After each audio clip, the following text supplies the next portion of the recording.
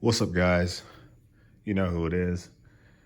So, I thought I'd throw together a quick video tonight to show you what we've done. You may already notice the difference, but we will kind of cover it real quick. I plan to have this video done in about 10 minutes or less, hopefully not more than that. And just kind of give you an update real quick. And I did pick up some new tools as well. Maybe you guys would be interested in that.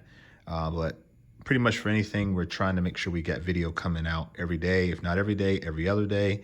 And it's really helping the channel in terms of being able to financially do a lot of things. So you guys are seem to be enjoying the content. I'm enjoying making it.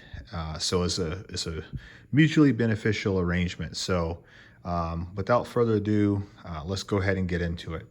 So what you can see here is I've relocated my boxes. You may be able to tell that, you may not, but I've relocated them in my garage / shop. And the reason why I've done that is because we have invested in a large piece of equipment for my wife. And as a result of that, we needed the space. So I decided to go back to what my original location was against this wall. This is an interior wall. If you work in a shop where your boxes are up against a exterior wall, meaning the atmosphere is on the other outside, and you're in a cold climate or a climate that gets cold in the winter, that's not a good thing. And you're more likely going to build up condensation, which is ultimately going to lead to ruts. So make sure your boxes are never placed on an exterior wall if you live in the Pacific or upper Midwest or colder climate during the winter months. So we've realigned our boxes. The KR5 503, 583, I can't remember the part numbers, 530, 583, I can't remember what it is.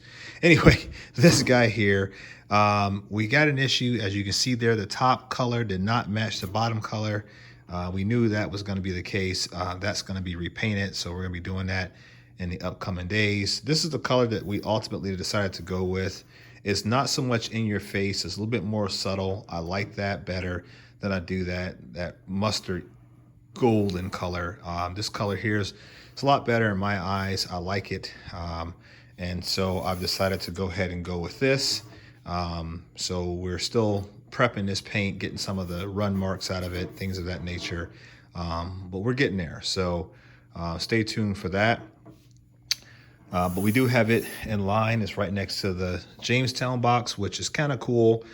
You'll see that some of these dents and things like that, we could not get out. And, you know, ultimately it gives the box a little bit more character. So I'm actually not that upset about it.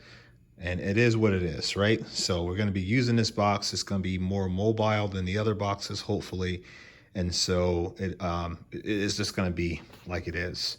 No complaining there. Then we have our flagship box, which is our KR562. We do have full access to this box now, whereas we did before as well. But even with the relocation, you can see there, everything's right in line. And I still have access to the side compartments on the box. I never used the back side of the box, which has the swinging doors. It just doesn't have enough depth to it, and it's not really conducive for anything that I do. And then lastly, we just have a little staging area here for my cart, my salvage yard cart, and all of its glory. So while we're looking at this, I did pick up a couple things today. I went and visited my buddy Jerry, my retired Snap-on dealer. Picked up a couple trays here. This is a Snap-on and a Blackhawk. The Blackhawk is not numbered or anything like that, but the Snap-on is. And so it is a metric tray. We also picked up, let's see here, hang on a second. We also picked up a 1/4-inch drive Hansen tray here. It's got the Snap-on part number on it, but yet we do know this is in fact a Hansen tray. But I picked up one of those. I'm not sure why I grabbed it, but I did.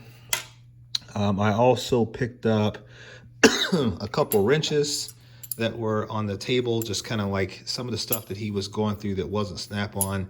I was like, oh, these are Matco. One of them is Matco USA. which happens to be a reversible ratchet. I think these were the ones that people said were fairly good condition, or like they were fairly good quality. It feels good, no issues with it.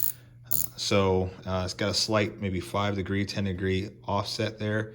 It's a 14 millimeter. Let me see here. It does have like a groove, like a attempt to be like a flank drive or something like that. But anyway, it's not bad. It's used, but it'll certainly be a good addition for the salvage yard box. And then we also have another Matco here, which is 11 millimeter. I think this one here is more or less found on my BMW. I'll have to ask Autobahn Dan about that, but I believe 11 millimeter is a common fastener for BMWs. One of my vehicles I know is common, but it is also Matco USA. So we got those, got the racks, got the socket trays. I do have these here. A lot of people have wanted to buy these for me. I did sell about 3 or 4 of them already. Those shipped out tonight. I grabbed a few more, so I do have these here. Make sure you let me know if you're interested. Basically, it's a bottle opener, but it is a flank drive socket. It's got the FDX BTL part number on it. So these are going for $20 if you're interested, and you pay shipping. You can see over here we've got a lot more sockets laid out, and that's because I was getting some of my warranty stuff back in, and as a result of that, I didn't have anywhere to put it. So a lot of these are SAE 12 points. I got a couple 6 points in there, and then a metric, random metric. These ones on the end are more or less sockets that I've had in the past. And then I've updated, or I've added to this rail. This is actually an old Snap-on rail too, which I thought was pretty cool. So we added those. And then we also had some deeps over here. These are also SAE sockets, all these deeps here. And then everything from the swivel on down are things I've already had. Just trying to fill out the rail. I hate having a half complete rail, even if everything doesn't quite match. And then I've also got some 1/2-inch drive stuff that I picked up from Jerry today. These are a 1-inch, and I believe a 15/16 and a 1-inch 6-point and a 12-point socket. And I got a couple others that are just kind of random that I need to get onto a rail as well. So we got that. I thought it was something I grabbed over here. Oh, it is. I got another one of these thumb ratchets. I have the 1/4-inch one here, the mini finger ratchet by Blue Point, and then I found this one today while digging through Jerry's stuff there, and it's a 3/8 one with a 1/4-inch hex driver on the other side. So I grabbed that today. Doesn't hurt to have 2 of those. Let's see. All right, moving on down here, I got a set of cutters. These are, you know how I told you guys to check to see if it's a good condition or not. Put them up to the light and then close them and see if you can see light. So these aren't bad. They're not perfect, but they're not bad. And obviously we can warranty them out if we need to, but there's your part number 86 ACF. I'm gonna clean these up, and I think I already have a pair of these in my Snap-on box. Let me grab a light. I don't have the best light over here yet. I'm gonna have to probably put in another light now that I've relocated everything. But I think I have these here, which are the 87 ACFs. I could have sworn I had another set. Those are the same thing, 87s. Maybe I don't. That's a good thing. Not that I was trying to buy duplicates, but I thought that I already had them, but it appears I do not. So we're gonna clean these up, and then we'll get these added to the drawer as well. And then I also picked up this T20 tamper-proof Torx. They call it a Mercedes mirror tool, but it had been there for like ever, and so I was like, you know what? I'm just gonna go ahead and grab that for $5. You can't beat it. These are also $5, so I mean $10. You know what can you say? So I grabbed all of those, and I think that is it. I don't think I grabbed anything else. I feel like I did, but I can't remember what it was. Oh, here it is. I grabbed a couple.